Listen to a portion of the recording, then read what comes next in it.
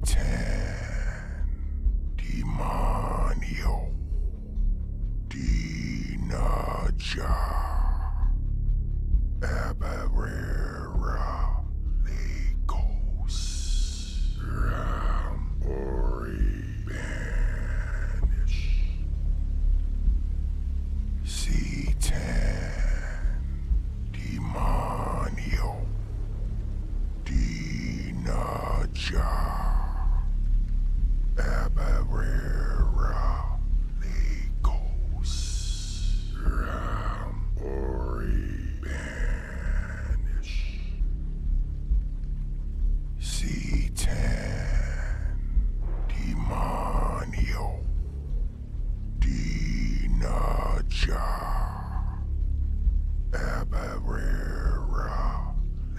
Abarerakos Ram Ori Banish C10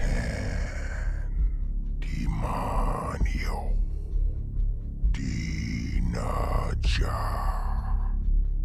Abarerakos Ram Ori Banish C10 Demonio Dinaja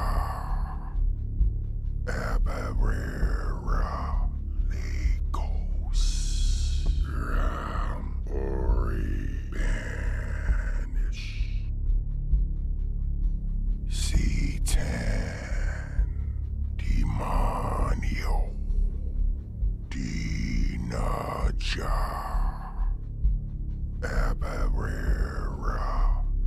Abarerakos Ram Ori Banish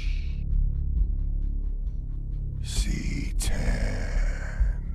Demonio Dinaja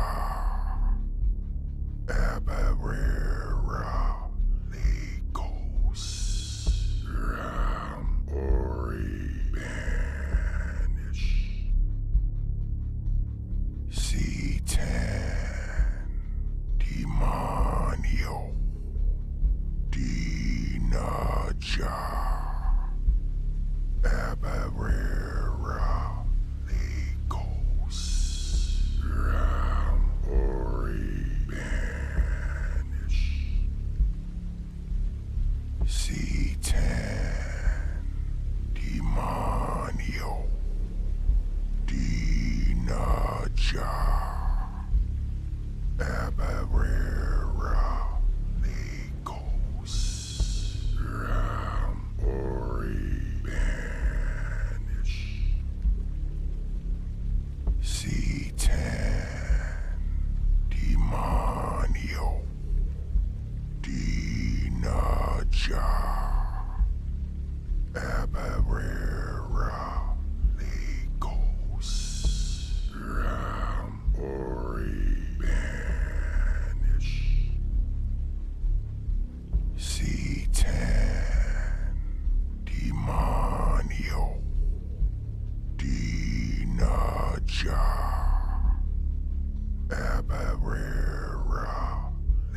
Abarerakos Ram Ori Banish C10 Demonio Dinaja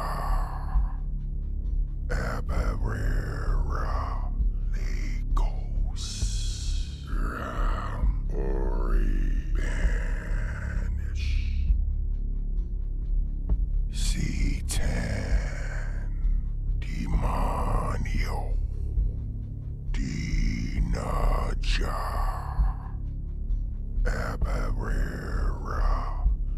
Abarerakos Ram Ori Banish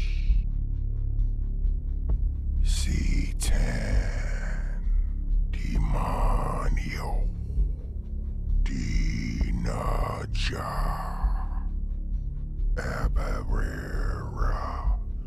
Abarerakos Ram Ori Banish C10 Demonio Dinaja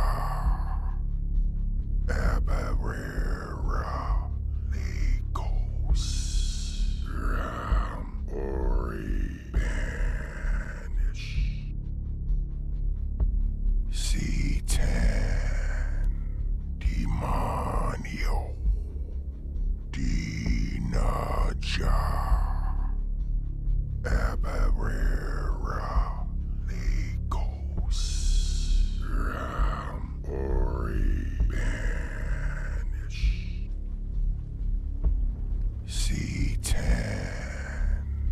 Demonio. Dinaja. Abarera. Legos. Ram. Ori. Banish. Satan. Demonio. Dinaja. Abarera. Legos. Ram. Ori. Banish. Satan. Demonio. Dinaja. Abarera. Legos. Ram. Ori. Banish. Satan. Demonio. Dinaja. Abarera. Legos. Ram. Ori. Banish.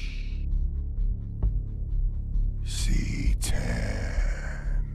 Demonio. Dinaja.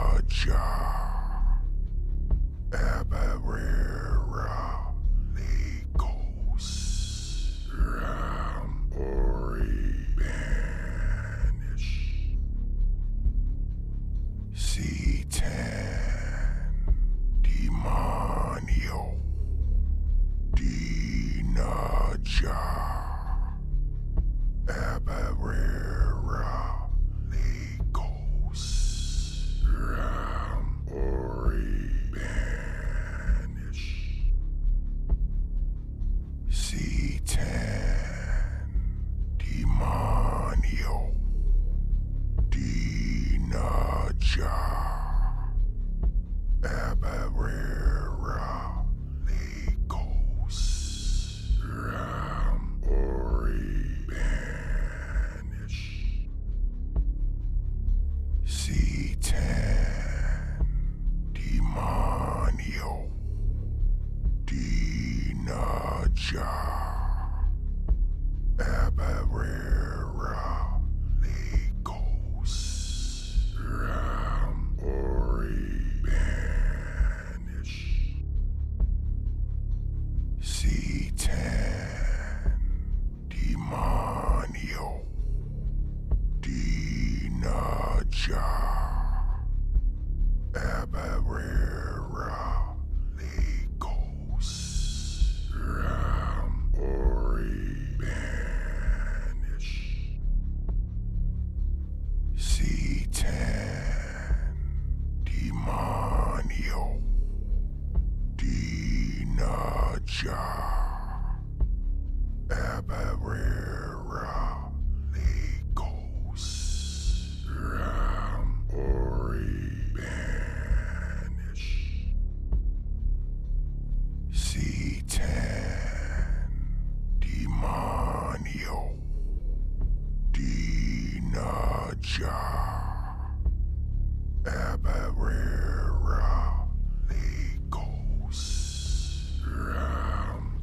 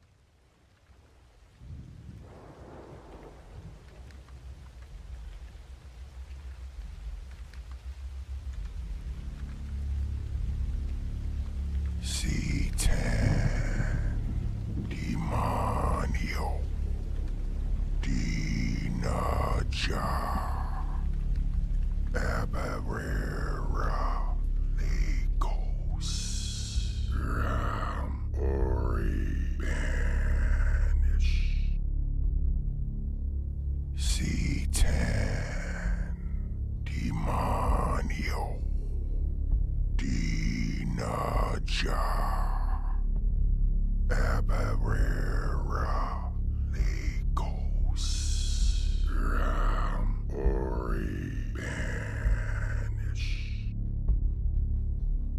C10 Demonio Dinaja Abarera Legos Ram Ori Banish C10 Demonio Dinaja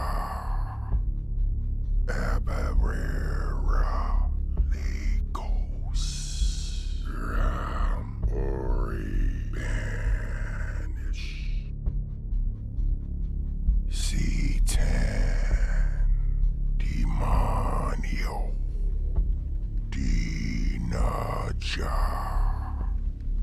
Abarera Legos Ram Ori Banish C10 Demonio Dinaja Abarera Legos Ram Ori Banish C10 Demonio Dinaja Abarera Legos Ram Ori Banish C10 Demonio Dinaja Abarera Legos Ram Ori Banish C10 Demonio Dinaja Abarera Legos Ram Ori Banish C10 Demonio Dinaja Abarera Legos Ram Ori Banish C10 Demonio Dinaja Abarera Legos Ram Ori Banish C10 Demonio Dinaja Abarera Legos Ram Ori Banish C10 Demonio Dinaja Abarera Legos Ram Ori Banish C10 Demonio Dinaja Abarera Legos Ram Ori Banish C10 Demonio Dinaja Abarera Legos Ram Ori Banish C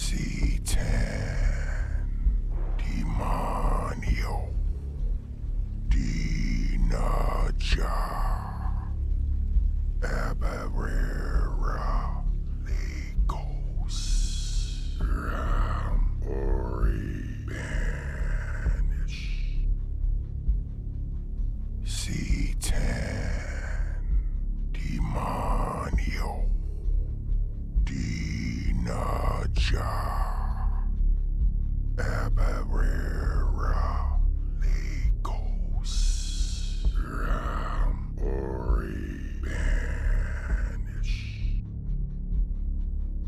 Satan Demonio Dinaja Abarera Legos Ram Ori Banish Satan Demonio Dinaja Abarera Legos Ram Ori Banish Satan Demonio Dinaja Abarera Legos Ram Ori Banish Satan Demonio Dinaja Abarera Legos Ram Ori Banish Satan Demonio Dinaja Abarera Legos Ram Ori Banish Satan Demonio Dinaja Abarera Legos Ram Ori Banish Satan Demonio Dinaja Abarera Legos Ram Ori Banish Satan Demonio Dinaja Abarera Legos Ram Ori Banish Satan Demonio Dinaja Abarera Legos Ram Ori Banish Satan Demonio Dinaja Abarera Legos Ram Ori Banish Satan Demonio Dinaja Abarera Legos Ram Ori Banish Satan Demonio Dinaja Abarera Legos Ram Ori Banish Satan Demonio Dinaja Abarera Legos Ram Ori Banish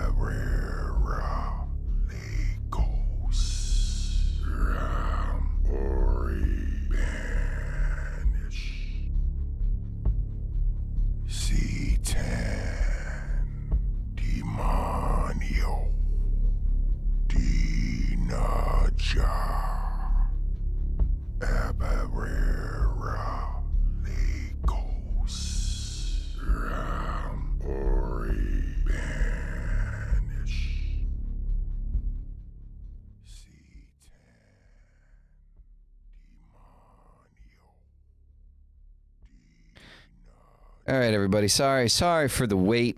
I mean, Mystic did make a very good point. Like he did say that he was going to be a half an hour late, and I started on time, surprisingly. So that's kind of my bad that I have y'all waiting. But everyone is here. Well, kind of. Mystic is not Mystic. Rook is off doing something else, but we're all here. I think spirits want us to wait longer for this live stream because it's a heavy topic, so more time to meditate. Yeah, possibly. So I mean, mental health is always is generally kind of like always a topic that we always kind of cover on here, right? Like, I mean, it is kind of like a big thing. I felt that this time around talking about mental health was particularly important because I've been sitting around, and you all know that, like, I like to say "hail thyself." Like, you know that's like my thing, right? That's my shtick. And we played around with the idea of calling the podcast "Hail Thyself," and that just didn't work. Like, I didn't like it. Mystic was a fan of it. I wasn't a fan of it, though. But I've always wanted to use the tagline for something. And then it occurred to me, why not start a nonprofit specifically catered around mental health and the occult, or specifically the left-hand path. And the reason for that idea was because I would sit there and I would think about Scarlet Bales. Like, if you guys know her, you know her. If you don't, you don't. I don't want to interrupt, but can I just interrupt? We were talking about her and mental health all day today, but go ahead. I just thought that was interesting. That's been our whole topic all day. There you go. So one of the biggest points that I've always made about Scarlet is one of the very few, if not the only, therapists that I'm aware of that I don't feel like I need to be apprehensive talking about, you know, like what I believe in around Scarlet. Like, Scarlet gets the whole demonolatry thing. And working with Lucifer, working with different entities and things of that nature. And so it occurred to me, though, that that's not a very common thing. Like, with people, as occultists in general, going to therapy is kind of, a walk around a minefield, right? Because, I mean, depending on the therapist you get, some of them might want to lock you up because you work with demons, right? And so I thought, why not create a nonprofit service that caters specifically to occultists that need or feel that they need mental health assistance? So I feel starting out,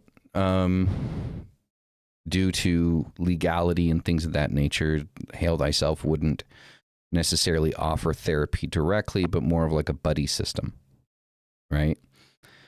So certain, like, occultists could volunteer to be on call to speak with other occultists that are in crisis, that are having issues, things like that. Kind of like a group sessions online or even in person. Like, you can set up chapters in your own area. These are just ideas that I'm throwing out there. Where y'all could get together and set up kind of like weekly meetings and get together and talk to each other. So I suppose kind of like a NA thing, AA thing, but mental health focused and occult focused. So that's kind of like the idea of what Hail Thyself would be. So if you're curious about the development of that and where that's going, there's nothing concrete right now. There is a website which you can sign up for. You can sign up for like updates on it if you want. It is hailthyself.help. And I thought that was a beautiful little play on words. Hail Thyself Help. So,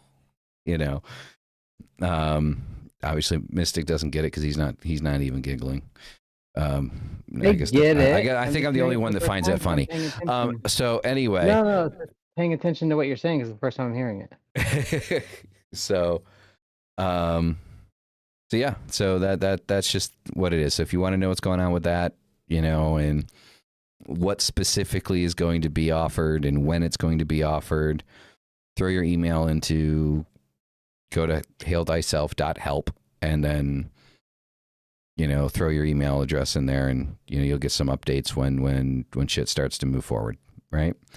I just wanted to kind of bring that up. Also quickly, kind of starting out here, Dyra has, like, you have a course thing that you're coming up with or you're doing, right? I do.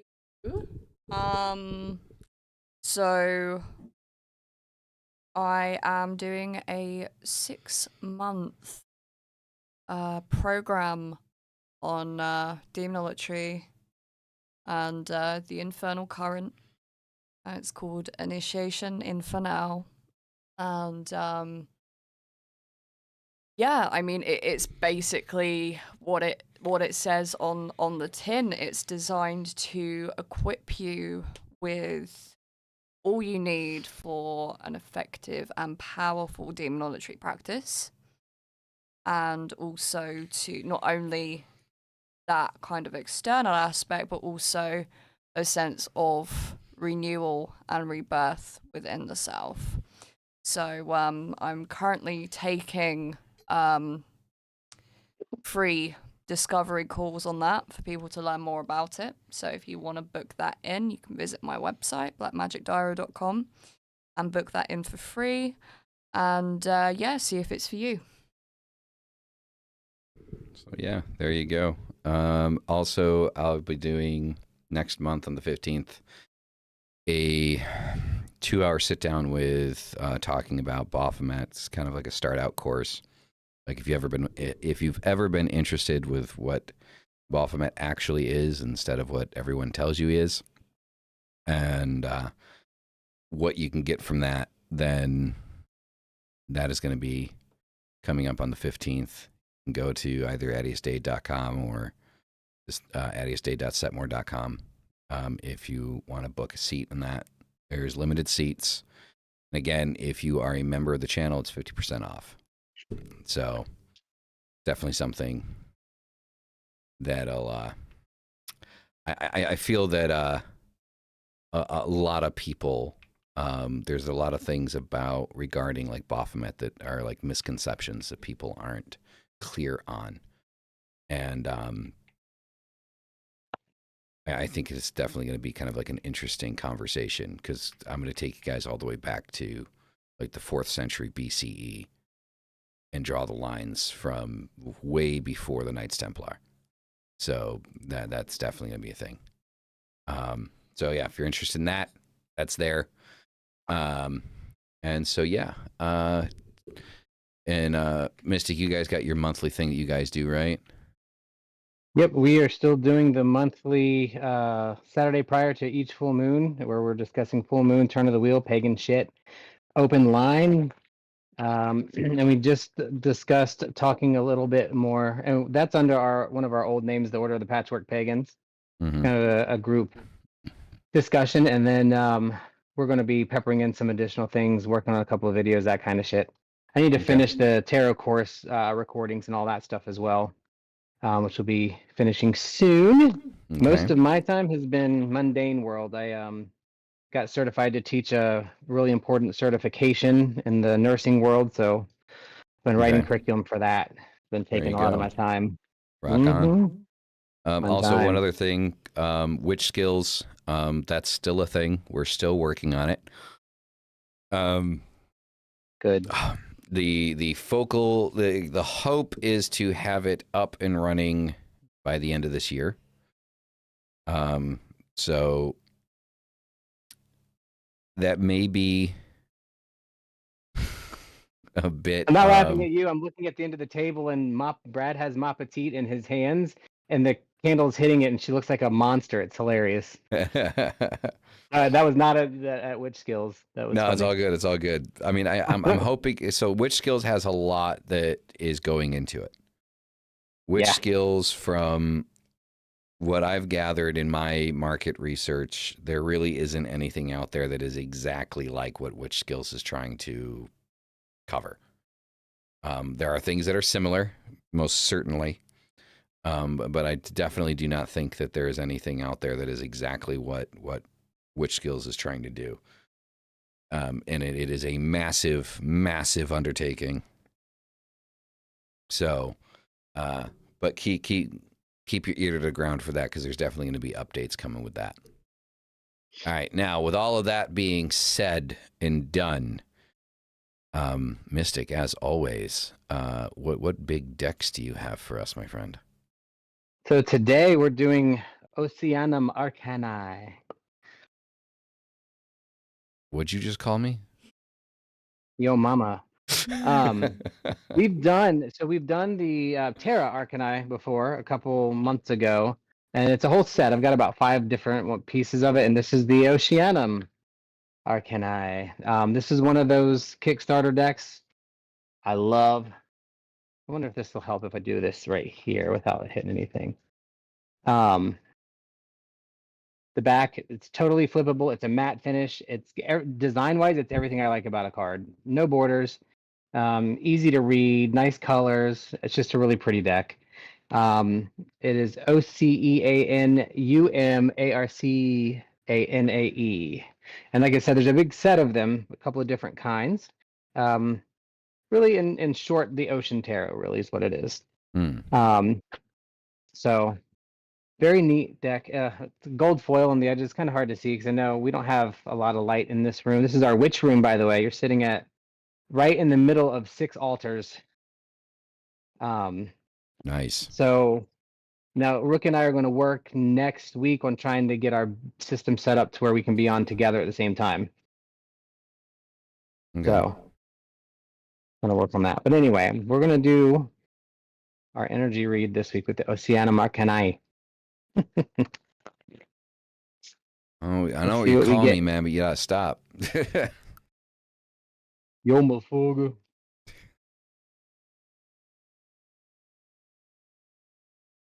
Holy crap. Okay. Well, this is a week of working together. This is going to be a serious amount of really strong, I hate using the terms, but it's masculine energy, and it's going to be the need to work with other people. There are 3 court cards, 2 knights and a king, and I've been shuffling here for the entire time you've been talking. So I've got my boy right here, and he helped me pick these cards. And we're going from the Knight of Cups to the Knight of Wands to the King of Swords. So we have 3 completely different energies, 3 completely different everything. So we're starting with the Knight of Cups. If you guys can see that, I know it's kind of, it might come in and out a little bit with the light here, but our King of Cups, as I say this a lot, the court cards generally represent people. It can represent an individual, but usually it represents, if I'm reading somebody, it's representing people around them. So the Knight of Cups, right? Yeah, Cups. I can't tell if that's supposed to be like an eel, as I'm guessing, with his chalice there.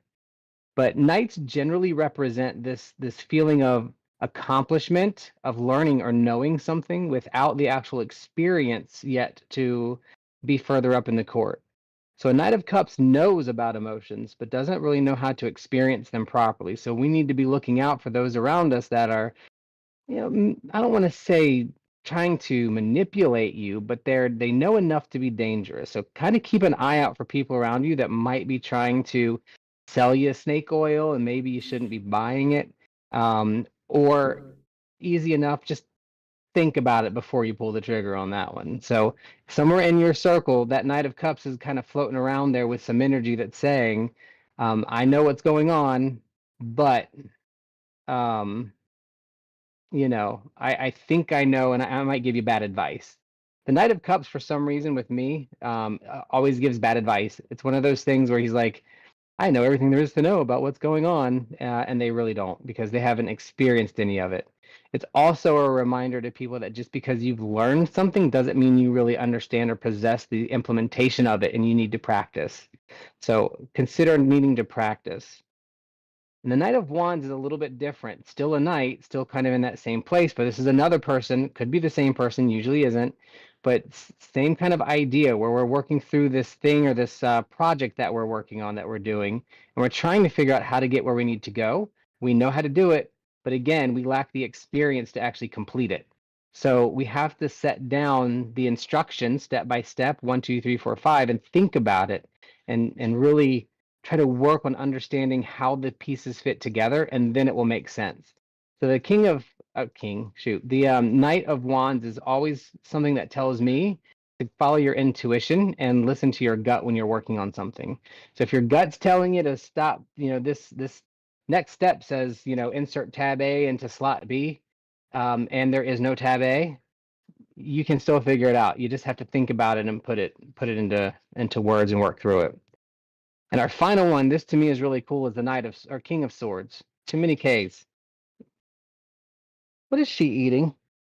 That dog is eating some piece of plastic. I swear to God.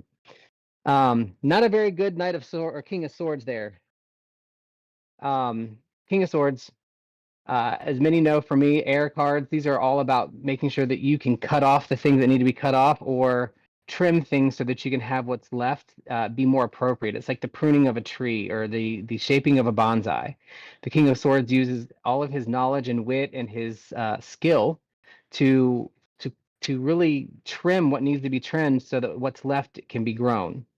Oftentimes with the swords, they have the double edge. They can cut things. We go through this every week when I kind of explain how swords are to me. But when it comes to the king, he knows what to cut and where to cut, and it's going to be the right place. So putting all of these together, there's some serious masculine energy, which means some creative energy, some creative putting something together. This is generally speaking going to be a relatively important project or something that you're working on. And it's really just kind of a tale of, don't believe everything that somebody tells you. Sometimes the written instructions can't tell you how something should feel.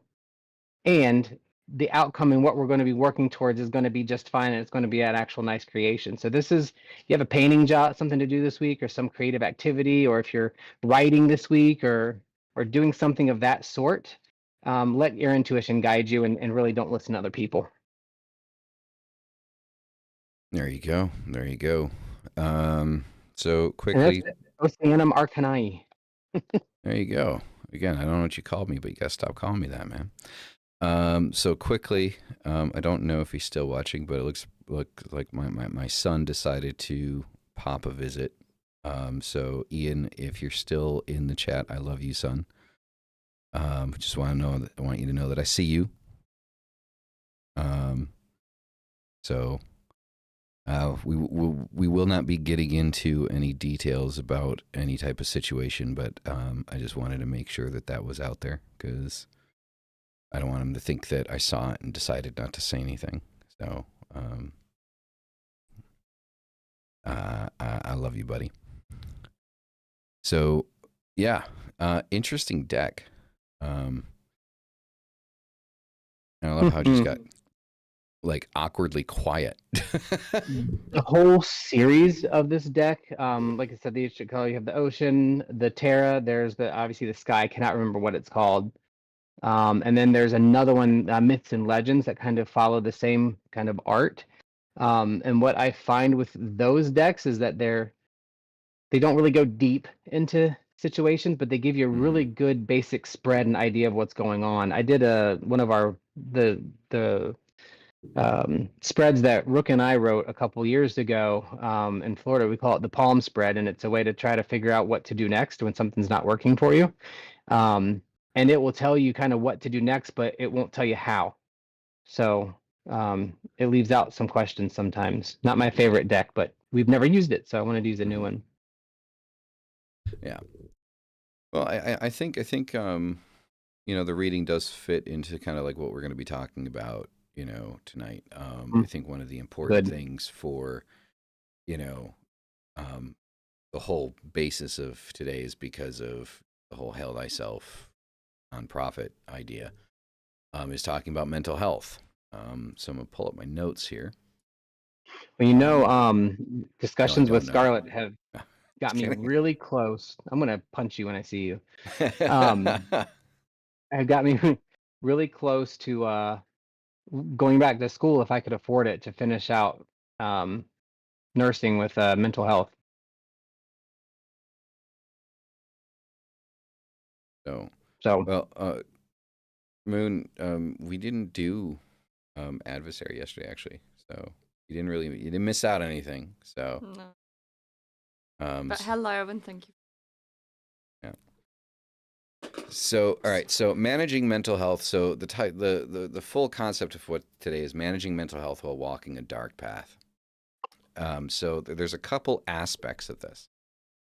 It's one, the managing mental health while walking a dark path because of the dark path. Because when you start leaning into things that are a little bit darker, as far as spirituality is concerned, it can be taxing on your mental health. And that's not necessarily even just demonolatry. I mean, ask Rook about his experience with working with the Fae. When you think of the Fae, you think of, something that's very light and happy and go lucky and things like that. And in my personal opinion, I feel working with the Fae is very left-hand path.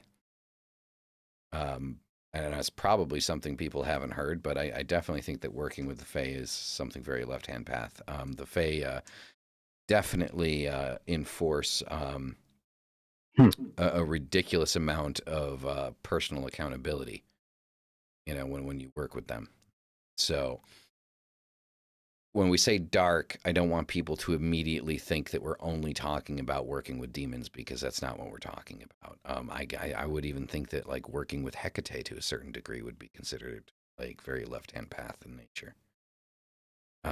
So, anything that kind of like enforces the idea of personal accountability, your own responsibility to your own actions, things of that nature, when forced to kind of introspect and look at yourself, mental health definitely becomes a very serious, fuck that Tinkerbell shit.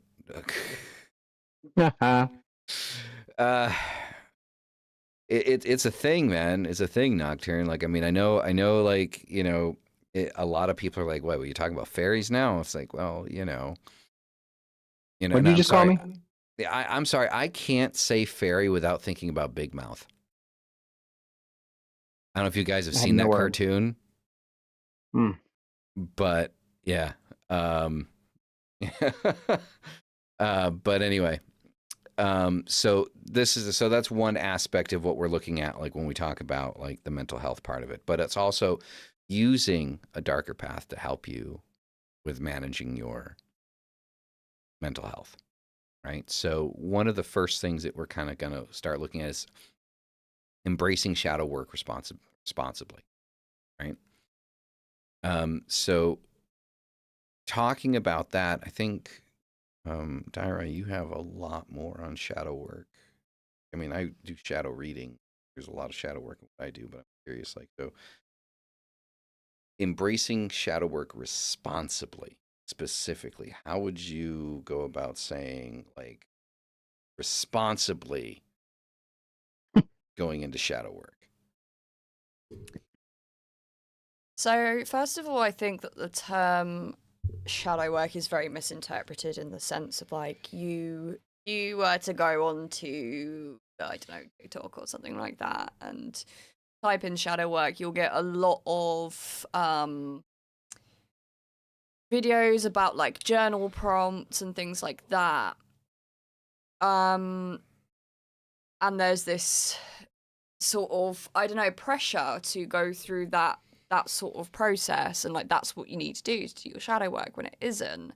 A lot of the shadow work we do is through lived experience and through having a level of self-awareness as we live through experiences, and learning about ourselves, learning what triggers us, basically. The shadow is what we cannot see.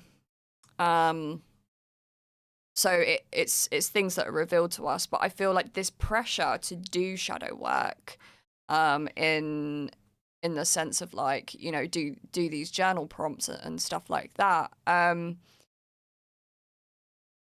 First of all, like, shadow work doesn't have to be necessarily a conscious process, but also when it is, you might not be in the mental health space to do that. It could be re-traumatizing in some way. So intentional shadow work isn't always for everyone. Therapy in some regard could be considered as doing shadow work, but I really do think that depends on your therapist and how receptive you are to therapies, because, you know, there are some mental health conditions which can be quite resistant to a lot of treatments. It depends on what route you want to take in therapy. Are you focusing on what you actually need to focus on? Yeah, I mean, the whole area of shadow work is so broad in the ways in which you can approach it. What's conventional, what's not conventional. And but yeah, I think in terms of doing it responsibly, it is just about checking in with yourself. And that there's this thing of like, I remember I got told once by an entity that I work with, like, you don't need to be suffering to be productive. Don't feel like you need to be you know, constantly doing the shadow work and this, like, you know, hardcore alchemy to feel like you're actually being productive in your practice. Because I think as LHP magicians, we can actually become quite masochistic in terms of like, oh, I need these lessons, I need this pain because it makes me grow, it makes me evolve. When actually we learn through joy as well. And I think that's really important to acknowledge. Acknowledge that you learn through the moments of joy, the moments of peace as well. I just wanted to comment on something that Kerr said about Carl Jung. Definitely, because Carl Jung, definitely in terms of like his extensive knowledge on alchemy, yeah, amazing. I'm also quite a big fan of Freud as well. Really? Yeah, I'm not gonna lie. I know it's quite an unpopular opinion, but I think he was right about a few things. I do prefer Jung over Freud. But I mean, I've got a Freudian therapist, so you know, I might be biased. Well, I mean, most therapists are Freud folk. Like when it comes to psychology, psychiatry, therapy, most of them are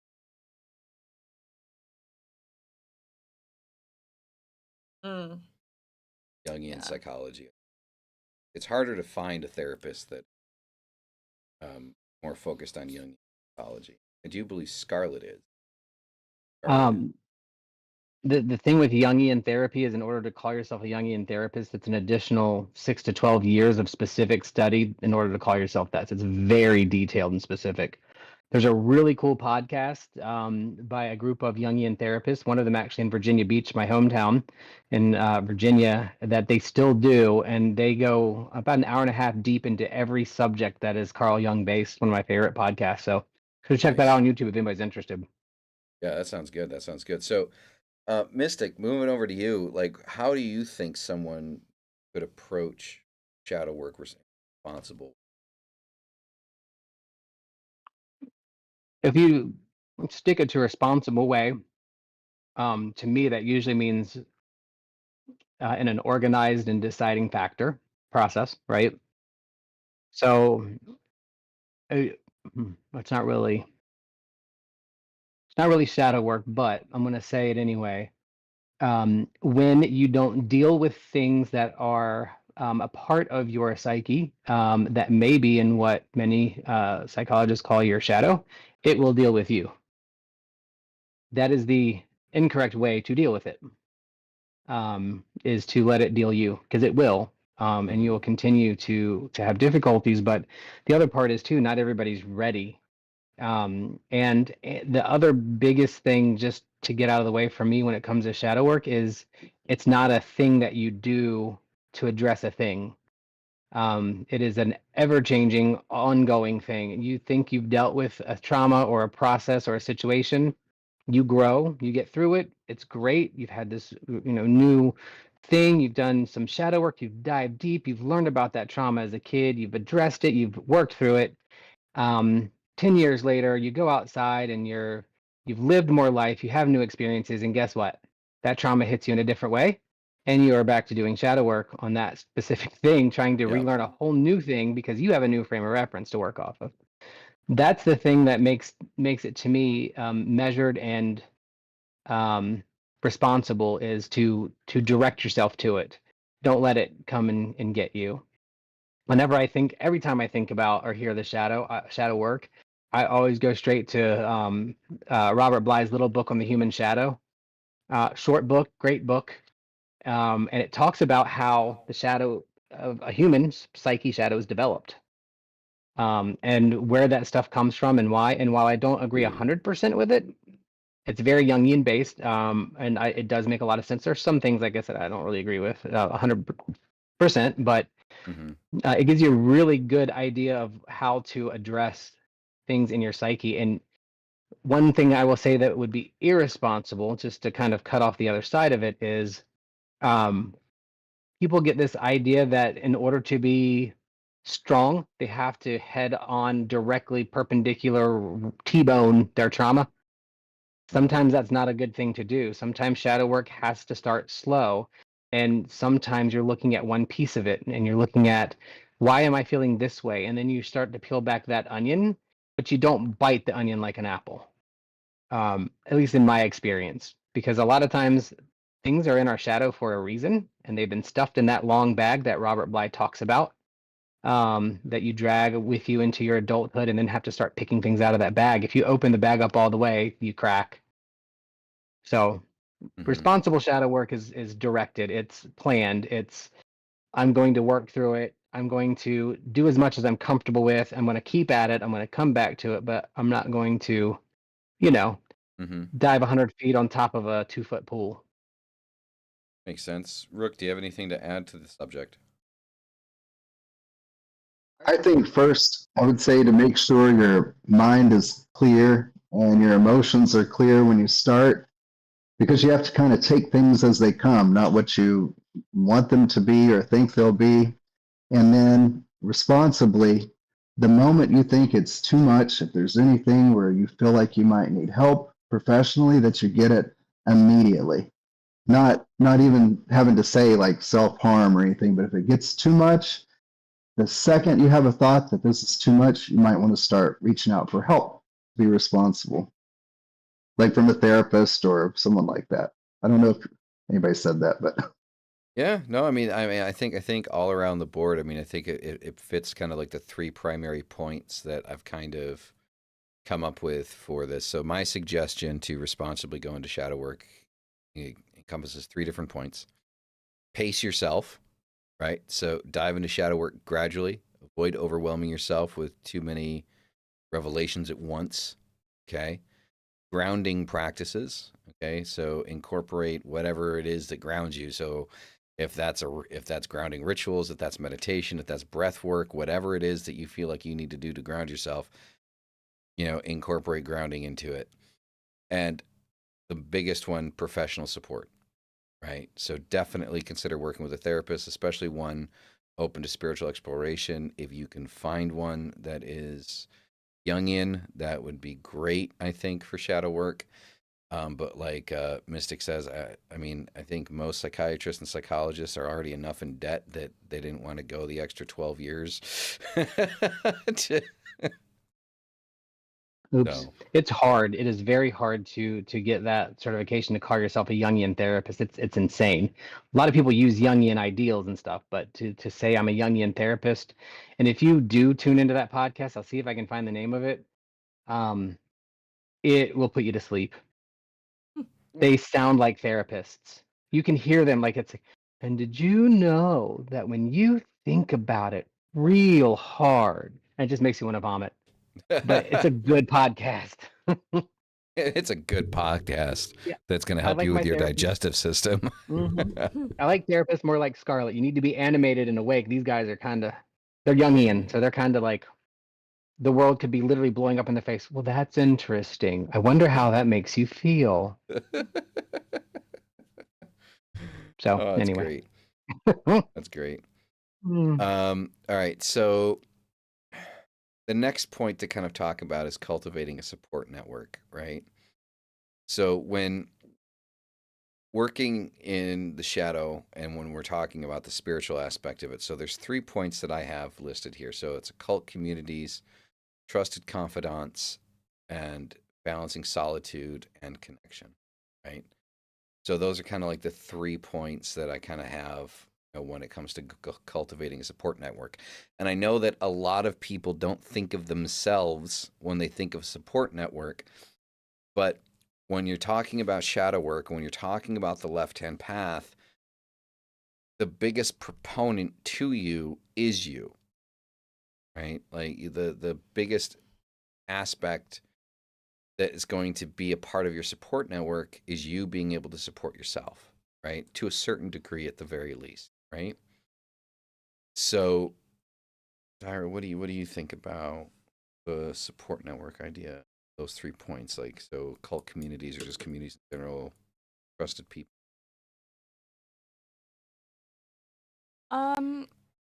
Yeah, I mean, when it comes to the occult community and having trusted people in that space, I mean, that's been very limited for me. It's because of kind of like bad experiences and also I don't know, I just have to really trust someone in order to kind of open up in that way to people in that kind of community. But no, there's definitely people that I've formed close relationships with that I feel I can talk to in terms of like occult related stuff and mental health and how that's intertwined. Balancing solitude and connection. Me naturally being an introvert, I am a lot more for solitude than I am for connection. Like, and that's to my detriment because that means I have a tendency to isolate. Like, fuck me, before you moved in, oh my god, the amount of time I'd spend on my own. Like, it gets to the point, it's like I haven't seen another human being. I mean, yeah, I'd see people out and about, but I haven't like connected with another human being in like a week. So yeah. And though I've never like first-handedly seen this, like you can tell by the way she talks to her cats that like, yeah. Yes, that I have lived alone. Yeah. So, but I mean, I don't keep it a secret the fact that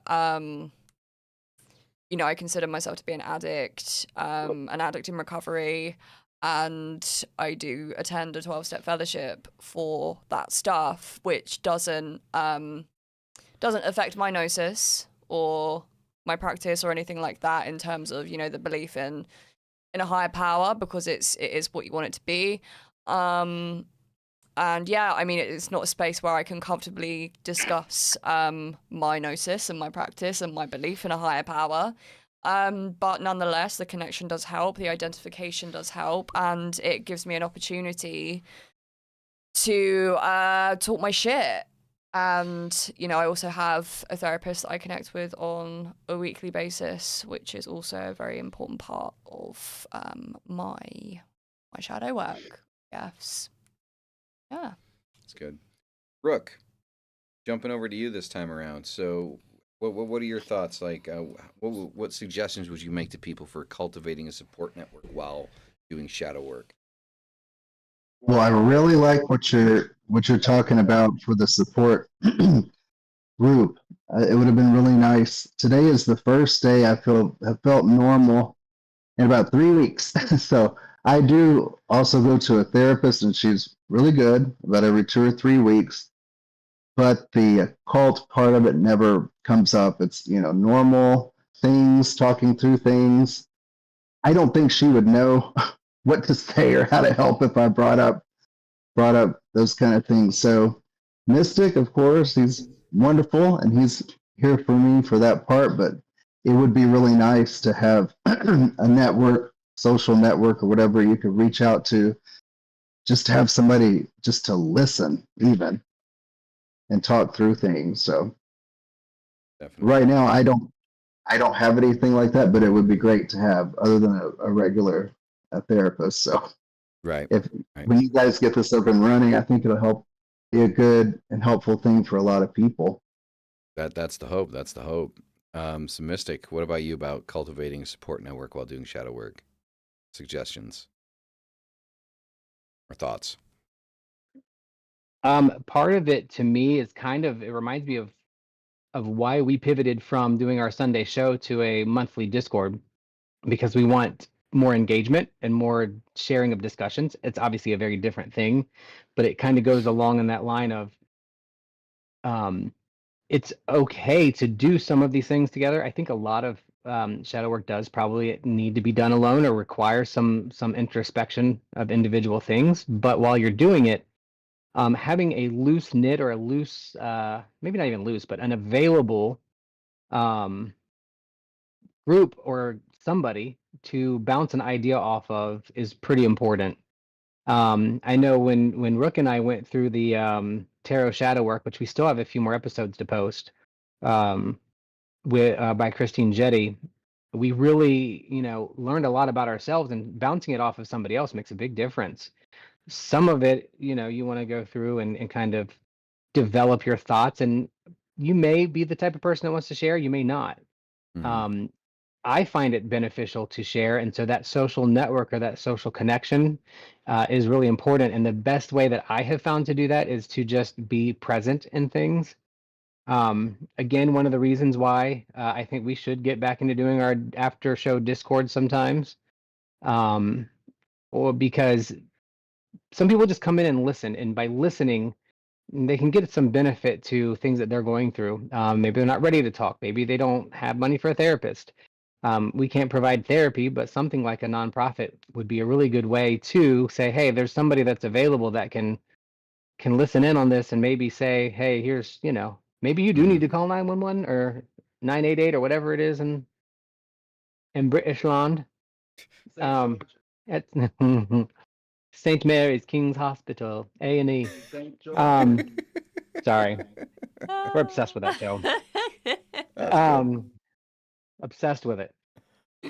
So, but yeah, I mean, it's hard to say because people are so different in what they're going to need and what they're going to have. But just being present in a group, even if you're not engaging or talking, is a great way to get your feet wet into feeling more comfortable talking about stuff. Yeah, when Scarlett was doing her group meeting for us, we didn't do it for very long. I think we did like 5 or 6 different sessions, group sessions. It was awesome. We just got in and kind of talked about stuff. People shared as much as they're comfortable with, and we started developing or cultivating a small group of people that we can share things and thoughts with. And some people weren't comfortable and they didn't come back, and that's fine. But that is one of the main reasons why we pivoted our show to that Discord style, because we want people to come in and tell us what you do, not just always listen to what we do. Okay. Yeah, I mean, definitely. So, I mean, and with the 3 points that I have marked out, I kind of talked about it starting this out, right? So, it's cult communities engage with like-minded individuals online or in person through forums, groups, or events. Trusted confidants. So, identify a few trusted individuals who understand your spiritual path and can offer emotional support. And then balance solitude and connection. While introspection is vital, balance it with meaningful connections to prevent loneliness. Right? So you're not completely cutting yourself off from the world. Like you don't need to go full, doth the raven to do shadow work, right? That's not a necessary aspect of the process. So the next part that we're going to cover here, hopefully we'll be able to get through all of this because I don't know, maybe not. This might turn into another part 2 kind of thing, right? So this one I think is simple, important, but yet very difficult for a lot of people to do. And it is setting boundaries with both the spiritual and the mundane. Right? So how I wrote this out. So practitioners often blur the lines between their spiritual and everyday lives, which can lead to burnout or overwhelming aspects of things. So there's the 3 ways that I have for managing this is scheduling practices. So, so you're not doing a ritual all the time or, doing stuff all the time, like, for your shadow work, right? So schedule practice, designate specific times for rituals, study, or spiritual work to avoid over immersion, right? Maintaining hobbies, pursue non-spiritual hobbies and activities to keep life balanced and enjoyable, right? Riding a motorcycle, going to the gym, shit like that, right? A lot of those things can be inherently spiritual, but, not necessarily, always have to be connected to it. And the biggest one, saying no. Recognize when you need to pause spiritual work or decline requests for others to prioritize your mental well-being. Learn to say no.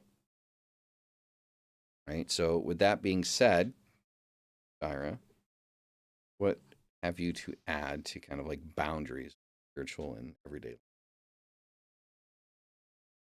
Oh, I mean, it's something I struggle with myself, because I can get really overly immersed, and I deny my own burnout. I'll be like, no, I'm not burning out. I'm fine, until I'm literally like flat out having a nap at 4 o'clock in the afternoon because I just can't do it anymore. So yeah, you're probably asking the wrong person. But I mean, yeah, like I do schedule all of my work. I have a spreadsheet in which I have my personal work, my client work all laid out. And that schedule is all to the max most of the time, and I will rarely have a day that doesn't have something to do on it. But I mean, if I didn't have it, it would be chaos. So I suppose it's more contained chaos. So but yeah, maintaining hobbies is important, and it is something I'm really trying to do at the moment. Like I've been painting a lot recently. I'm reading a book which is fiction. I cannot remember the last time I read a fiction book, and it's really refreshing not reading because I'm like, oh, I'm an occultist. I need to like constantly grow my knowledge. Like I'm just reading a book, and it's just really nice, and I'm noticing how reading a fiction book is activating my imagination. Like I have not had the simple feeling of reading a fiction book. Like I have not had that in so long, so I'm really enjoying that. We went for a walk today, didn't we? Which was pretty cool. Because I can't remember last time we went for a fucking walk. And we also haven't been to the gym since the 4th of December. So yeah, we're actively trying to get back into that. And I think a discussion that we've had this week, because my mood has dipped on certain days this week, and it's been a bit rough. And I've said that I can't point towards anything in my life that I'm unhappy with. It's not about anything in particular, but I think it's just a matter of lifestyle of, that my hobbies haven't been maintained and I'm not exercising as much as I'd like to. So I think, putting some active effort into that is really important. It's been really helpful so far. Saying no. I'm a chronic people pleaser. I have got better over the years. I've started to stop unnecessarily apologizing for things. And also not feeling obliged to always explain why I've said no, and over-explain myself, because usually what I'll do is if I say no to something, I feel like I need to make up an excuse rather than just simply decline, and it's it has to be a very conscious thing to me, where it's just like if I'm responding to a message that's like inviting me to something and I'm declining, it's just like wording it like, thank you for thinking of me, but I'm going to give this a miss, and then like having to resist like over explaining why. And yeah, so that's definitely something I'm putting into practice as well. Anyway, I'm going to shut up now. All right, Mystic, you're up. You just reminded me of something. It's a phrase I really, really like, and it's no is a full sentence. No is a full sentence. It does not require qualifications. It does not require explanations. It is a full sentence. Obviously in a different context, but it still fits there. For me, it's like, I don't know. I guess boundary wise, one of my biggest issues with boundaries is myself. Like I will respond out of the necessity to respond to prevent my perceived lack of response, and then shoehorn myself into something I don't want to do, and then feel guilt about not doing it. So something that I've gotten a lot better with boundary wise is it's not so much for me saying no, it's I'll get back to you on that. And then it's up to me to decide whether I'm going to get back to you or not. I don't have to give you an answer just because you asked a question. That was a boundary learned for me.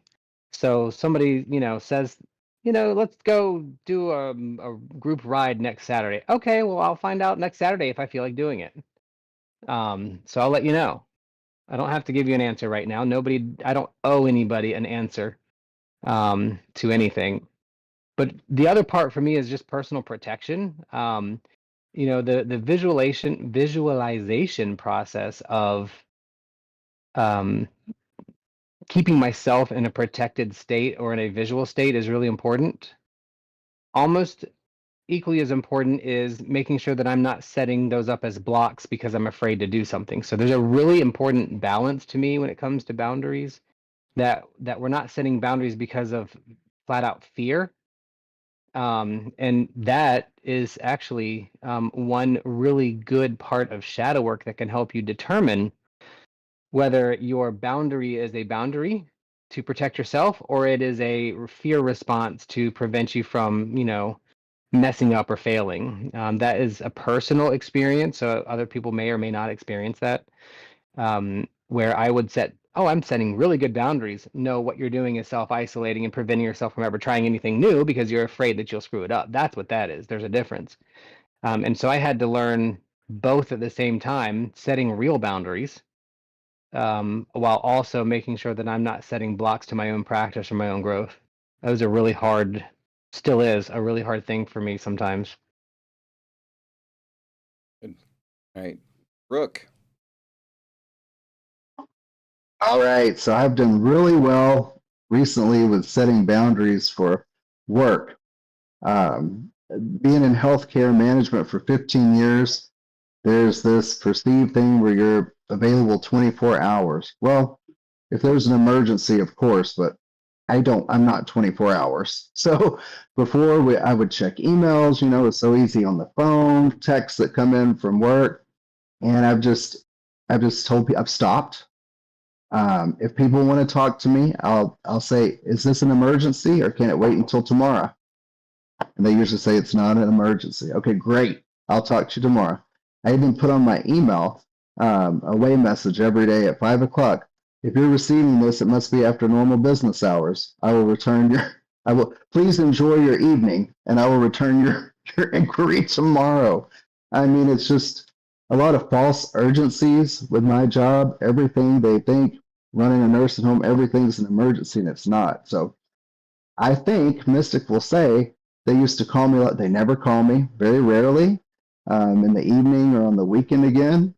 And I've kind of told them the same thing, team, after 5 o'clock, you're not going to hear from me unless it's really a rare emergency now. So in that, I've had more time to enjoy things at home, like going for walks, video games mainly, PlayStation. I know, 47 years old, but I've had a lot of fun the past few weeks on PlayStation.